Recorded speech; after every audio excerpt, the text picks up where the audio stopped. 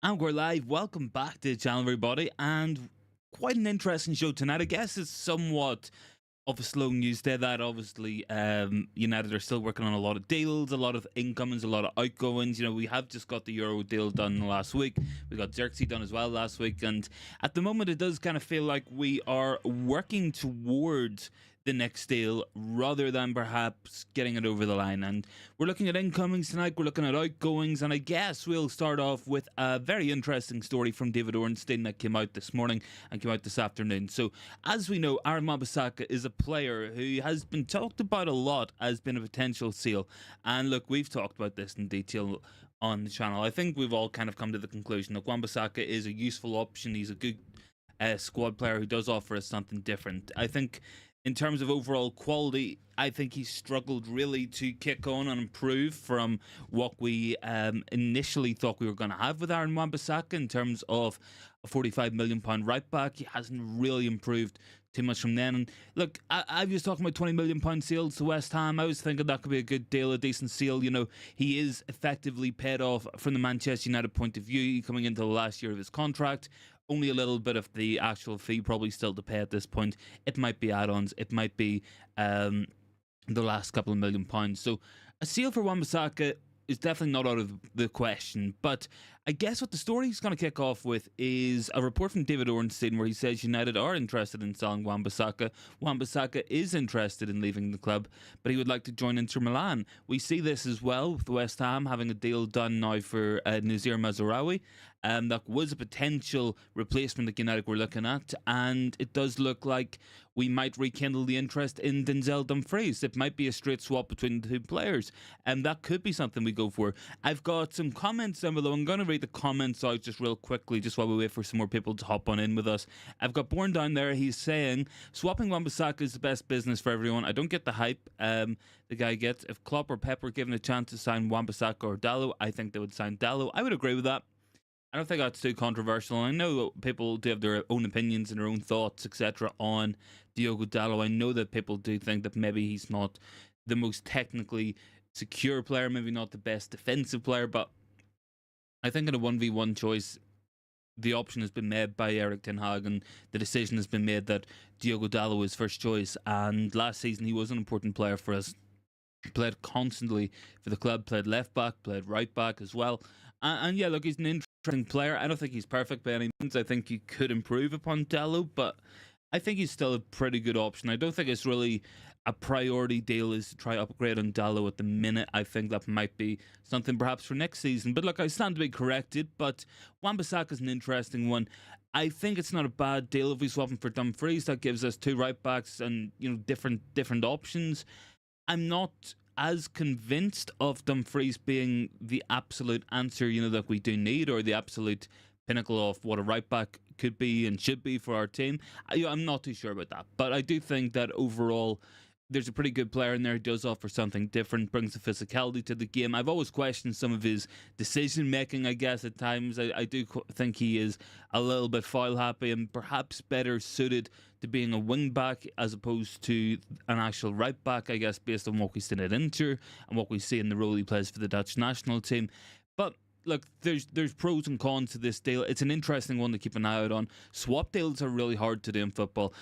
A transfer in itself has three main components. Firstly, the player has to be wanted by the buyer. The player then has to want to come to the buyer, and then the selling club has to agree a deal. Even at that, other things can come into it: agent fees, agent demands, medicals, everything. It's difficult to get a transfer from point A to point B to point C to complete.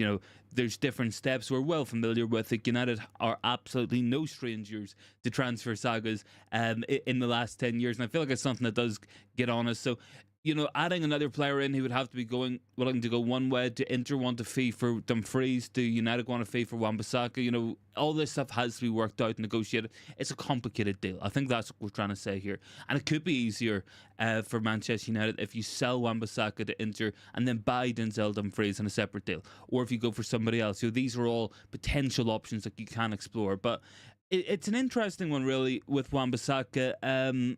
I know some people question the homegrown quota. I know that's something we have to strive to and we have to be able to match.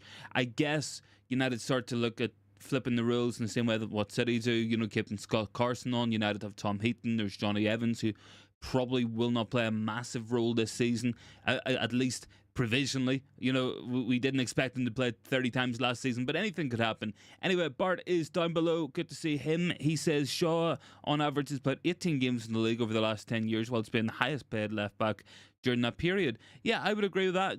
I think Shaw's quality is good. I think there is a very, very high quality player there. It's never been about ability. It's always been about his availability. That's always been, the issue and the question we have there. If Luke Shaw was available for 75% of the matches in the season, we'd probably be a lot better off. If he was able to play 25, 30 matches a season, doesn't even have to hit those 40s, high 40s, in maybe even to the 50s, like what you might say a Bruno Fernandes hit, for instance. But yeah, absolutely, I do think that Luke Shaw is a question mark, and he will continue to be that, I guess, as well. I've Nubis down below. Dumfries is not really an upgrade. Just sell Wan Bissaka by Mazraoui of Anderson. It depends what you want. I think we do lack physicality in our backline. I think that getting more physically strong players isn't a bad idea. I like Mazraoui. I think he would be a better option for us in terms of knowing Ten Hag's system, knowing exactly what would be expected of him. But it does look like he's going to go to West Ham. Unless we can quickly hijack the deal, it looks like we're depending on Wan Bissaka to go in order to bring a right back in.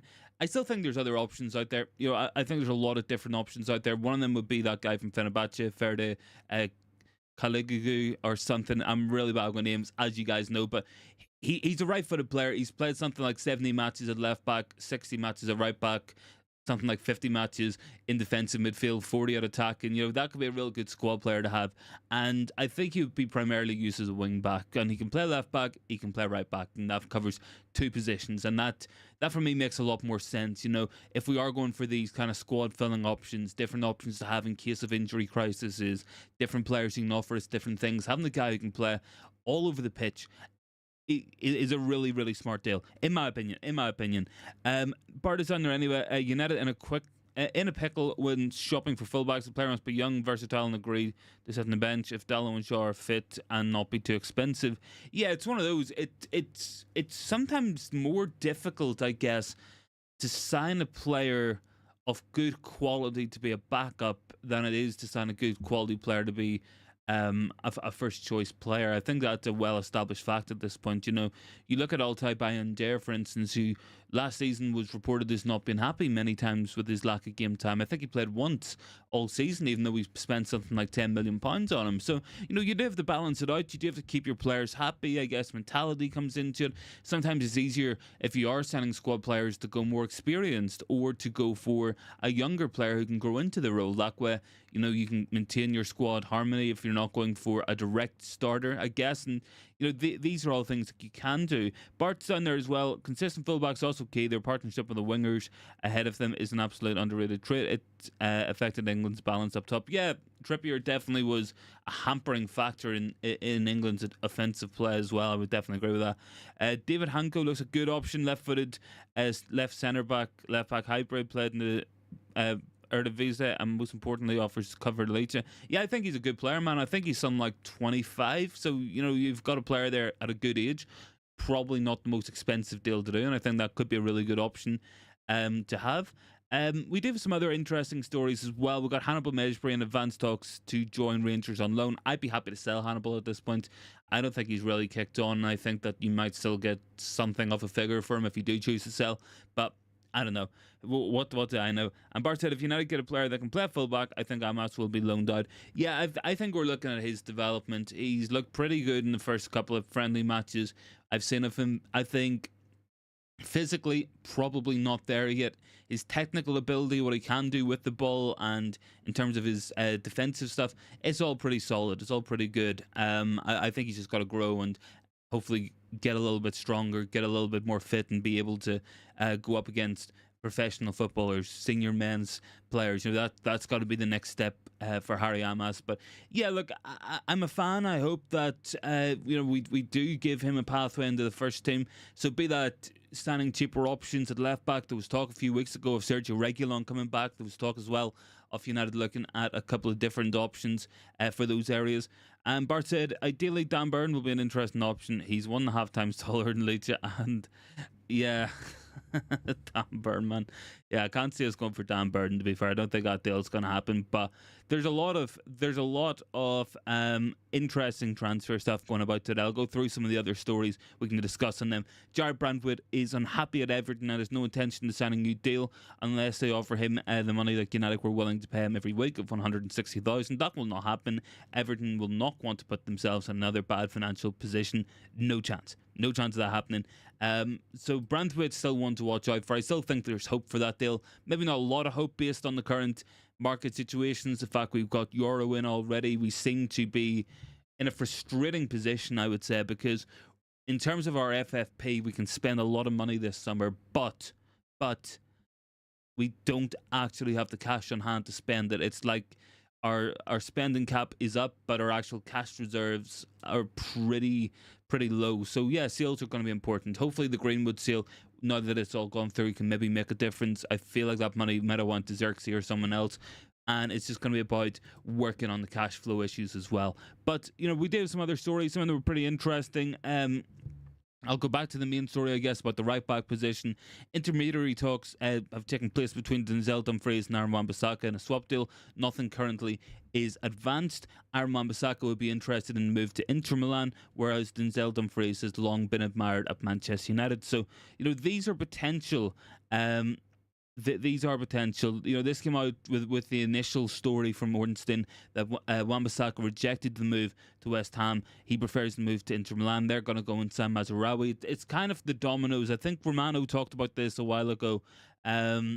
You know, for a couple of different positions regarding United, it's going to be dominoes. Player goes, player comes in, somebody else moves to a rival club. You know, the merry-go-round of transfers will continue to go on. So I think until we manage to get a definitive answer on what happens with Wan Bissaka, I would put this one not in the back burner, but I would keep an eye on it. I would take a look at it, and I would say we'll check in on this every once in a while. I don't think it's going to be a pressing issue. Don't think it's a pressing story, but he does have 1 year left in his contract. We are now in a position where we can trigger that contract for another year, and that potentially causes issues, or you try to move the player on now, I guess, and should it fail, then you probably trigger that deal in September just to cover the value of your assets. So, you know, we can't go and negotiate a contract somewhere else on free. So United still have that option, they still have that ability, and it's just about how we manage it, I guess. Bart said, Devil's Advocate, is there a right back in the market with the same profile as Wan Bissaka? Probably not. You know, Wan Bissaka's got a lot of positives, but he also has some very big drawbacks. He's a very good 1v1 defender, maybe one of the best I've seen in a long time. His ability to tackle is good. His sliding ability is really good. But I would question some of his other defensive stuff. Does he end up sliding in because of poor positioning? Perhaps. Does he lose runners whenever there is overlaps and underlaps? We've seen that against City. It can happen. You know, he's had good games against Sterling, against Doku, and players like that. But options like Foden, who will go inside, go outside, have overlaps, underlaps, that tends to pull him out of position. He doesn't know where to go. We also have had a problem with Wan Bissaka, but also Dalot, also Luke Shaw's, not just Wan Bissaka now, where back post crosses, losing men behind them, not knowing what's around them, they're scanning, they're positioning, can be questionable at times. And I'm sure you guys have seen these goals conceded by United before, and yeah, look, the fullbacks do need to be better on that. But it's important that we just keep on pushing. I'm not going to buy too much into the negativity where we see people asking about stagnation in the transfer market. We've got our first 2 deals done pretty quickly. We need a few sales. We'll probably get them. And I think we are also working on other deals. There's a lot of movement on the midfield areas. We're going to get touching on that as well. Do have a quick update as well from Fabrizio Romano. If United were to make an approach to sign Sergio Reguilon as a backup option, he'll be very open to the move. He loved his short-term stint at the club, was sorry that it ended in January, and would be interested in a return. That's from Romano, so I'm not surprised. We also had Fabrizio talking about Marcos Alonso. We had some players as of today. Marcos Alonso's camp has not been approached by Manchester United. No negotiations have taken place. We can move away from that. And I really hope that we're not going to make a permanent deal for Amrabat. To be honest, guys, I think based on what we've seen last season, it's not the move for us. But look, David Henko, Marcus Alonso, and Tyrick Mitchell are amongst potential left back targets for United. I wouldn't mind Henko. He can play centre back, he can play left back, and if we are going to be signing squad players, the best thing you can do is get versatile players. So think like a Daley Blinn, think like a John O'Shea, Phil Neville. These sort of guys can play in 2 or 3 different positions, and that covers your squad and gives you options. And yeah, look, they might excel more in some options. They might excel more in a different position. But if you got the option, you can cover it. We also have a story from Laurie Whitwell today as well. Tyrell Malacia continuing the rehab at Carrington. He's still on a private and personal training plan, not expected back anytime soon. That's why United are looking at left backs in the summer window. Not surprised at that. And Bart, no, Anthony cannot play left back. I know that there's people who've always been out there saying Anthony can play left back, but it feels like the same people who told us Donny van de Beek could play the number 6 position. It's just because they've either got a left foot or they play somewhat close to that position. For me, it's a no. Bart said Tyrick is in his last year of his deal.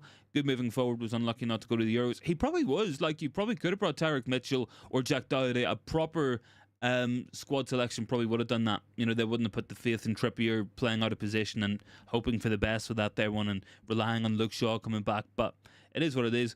Max Aarons of Bournemouth is an interesting option. Max Aarons was really high rated at some point. I remember talking about this on the United agenda. We were talking about the England Youth World Cup or Youth Euro winning team. I think it was like under 21. So we're talking about it. I think there's loads of different players who we're all very familiar with in it. But Max Aarons was in that team as well. At one point he was very, very highly rated, but I don't think he's really fulfilled that potential. There was also talk as well from Uppeteers on Kyle Walker-Peters potentially being an option from United. Might be looking out of Southampton, but we'll see how it goes, guys. It's one of these ones. We can't really speculate too much, but I will give touching on the options at. I could talk on the options in the midfield area. Look, as we know, guys, it's kind of coming down to 4. And the 4 that we look to be going for are all very different players. We've got Amrabat, who we've already had, we've seen, we know what he's about. I feel like he's the worst case scenario in case we can't get someone else. Then we have Zubimendi. I'm a big fan of Zubimendi. I think really good player, high dual winner in terms of his aerials, in terms of his ability to intercept and tackle dribblers and stuff. Things that we struggled with last season. Very good progressor of the ball, can break the lines from deep. Question marks over his physicality. Does a more physical backline cover for him? Probably yes, but I think it's 60 million euros. It's unlikely to happen. I just don't think we're going to have that kind of cash because it's very different when signing a player from the from La Liga. You have to go to La Liga HQs, and a lot of it has to be up front as well. But Kelly's down there. Italian football might suit one. It might do in the same way that it suited Chris Smalling as well when he went to Roma. He seemed to re-find his best form as well. It might suit Wan Bissaka better. It might be a good option for him on a personal level. And look, playing for Inter Milan's a very good option as well. That's not much of a downgrade at all from going with United. But look, the midfield options are kind of interesting. I feel like we are either going to try wear down PSG for Ugarte, or we're potentially going to have a look at Yusuf Fofana. I think Monaco are being really, really cheeky. The fact that they were in talks and personal terms agreed with AC Milan for a fee between 14 and 18 million, and then United expressed interest and suddenly it's become 35 million. I think they're just taking the piss there. I think that's been really, really, really cheeky, and I don't think that United's going to fall for that. We want to avoid this United tax. We've been talking about it for years on the channel here. So the importance of doing that, I think, is absolutely key. And yeah, look, it all depends. It does still feel like Ugarte is the main option. Obviously, PSG are probably in a financial position to be able to refuse our offers if they're not good enough. They're not going to need to sell. They're probably not going to need to sell. So it just comes down to the player, comes down to what United want to do and how much they're going to go after him. I think Fofana could be a really good option. I'm a fan of him as well. Robert said Bissaka plays old model football. Yeah, look, Wan Bissaka probably would have fit in quite well 10, 15, 20 years ago. In that kind of model where the role of the fullback was primarily to defend, but also get forward as well a little bit. He's just not good enough in terms of his in possession work, I think, personally. Bart said Robertson's an interesting option. He's played for the same club as Sir Matt, and yeah, we're not getting Andy Robertson, buddy. I don't think that's going to happen. I really would have to eat my hat if that happened as well. But anyway, look, the midfield's an interesting one, guys. I think we asked you guys the other night as well, between the different options, who would we all pick? And I think most people went with Ugarte. Quite a lot went with Zubimendi, but it was also split because Fofana was also being talked about a lot. And I think there's a real good player in there, a really physical player, a player who is good on the ball, puts good disguise in the ball. Maybe his technique's not always the most pure in terms of what he does with it, but I do really rate him, and I think he could be a good option for us. Very physical player, and yeah, look, I wouldn't mind having a look at him as well. You know, if that's what we're going to be having a look at as well, but different options out there. You know, another one being talked about a little bit, I think I talked about him on United Agenda the other night as well, guys, was Trevor Chalobah. One to watch out for. Potentially Chelsea looking to sell between 20 and 25 million. That's probably worth it for a 24-year-old defender. He's played for England, Premier League experience. If we do go for, I wouldn't be annoyed. He can cover right back, and he's pretty solid. He is pretty solid, but I feel like we need a left centre back more, and that's why I would say maybe someone like Hanko could be a really good option, a really interesting one as well. Bart said, would you want a high energy winning ball number 8 or a deep line playmaker number 6? I think what we kind of need, and I think, like, just from my own personal opinion, we need someone who's going to be able to recover space, because we're going to play similar to what we played last season.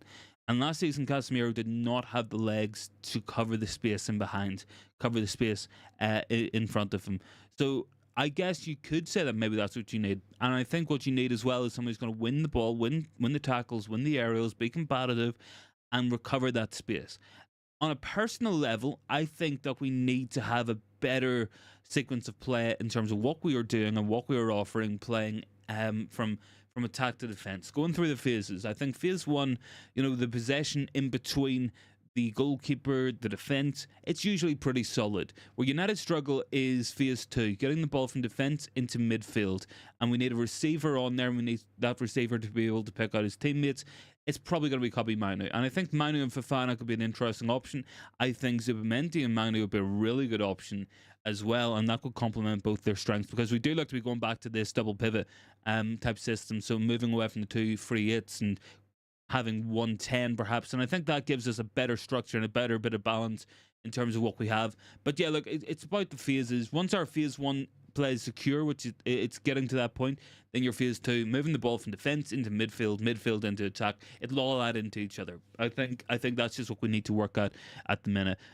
Bourne said, I don't know what Chelsea did to Chalobah, was right, but United need this kind of ruthlessness. Why should the Fraser McTominay be in the tour? It's one of those, like, I think they really rate Harry Maguire, and I like Maguire in a lot of ways. I don't think he's the world's best defender. I'd never say that. I have criticised the guy before, and you know I'll stick by with what I said. But I do think that he is a player that has a lot of skills in terms of winning the ball, his headers, his ability to pass the ball, his ability to carry the ball as well. Something that not other of our midfielders can do as well. Nibba said Neves about to go to PSG. Too bad we don't have the funds to get him. Could you imagine adding him to the core? It's one of those, like, very, very, very good player, very good, talented young player. But my concern is just physicality, and I just don't know if you can have a pivot of Mainoo and Yao Neves, for instance. I think you need another stronger option in there, other than those two, in terms of what they can do on the ball and what they can do in terms of recovering it and getting the ball back, winning the headers, winning the tackles. You know, stopping the counter-attacks. Because one thing, you know, we really struggled to do last year, guys, was really sustain and maintain possession in the opponent's half in the under penalty box. It's pretty devastating. Whenever you can do it right, whenever you can work it from side to side, you can keep hold of the ball, you put them under pressure, you stress them, you cause those concerns, those issues with your runners. You know, you watch City do it, you watch Arsenal do it, Liverpool do it.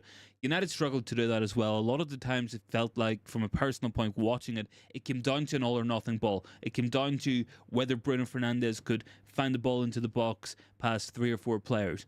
I think we just need to work on more sustainable measures of attack and be able to sustain our attacks better, and that hopefully is going to help. So I think you got to get midfielders to do that. That's going to mean you're going to commit your fullbacks. That means you're going to commit them to a potential counter press as well.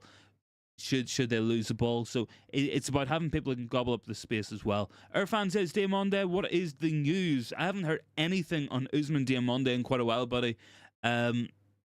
I think, yeah, look, very highly rated young player, but I just don't know. Why didn't we sign Calafiori? I think it comes down to budget. I think very, very, very, very, very good player, but I think they've chosen to go with Euro instead, and I can't blame them. I think he's a very good player, but we'll see how it works out. Like Nuba says, if we want to sustain the ball, Neves, Zubimendi are the best options. If we want to play transitional football, Ugarte is the best option. Probably comes down to that. I think Zubimendi would just help keeping the sticking over.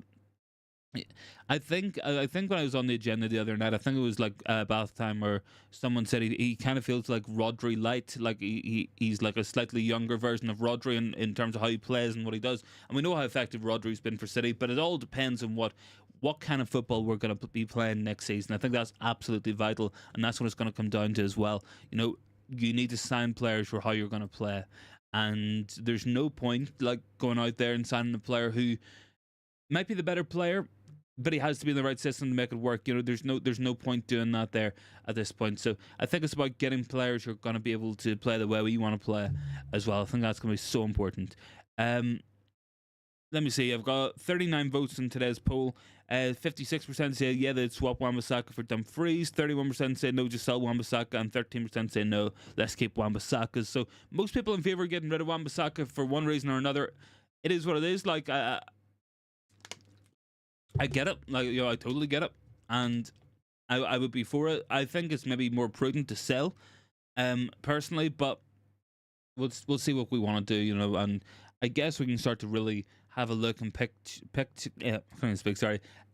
together the kind of system we're going to be playing next season. That's going to be something we're going to be doing pretty soon as well. But we'll find out, because sometimes Erik ten Hag is an enigma, and we don't quite know what the man is thinking or what he's going to do with our team. Sometimes we expect him to do one thing, he does something completely different. I don't know.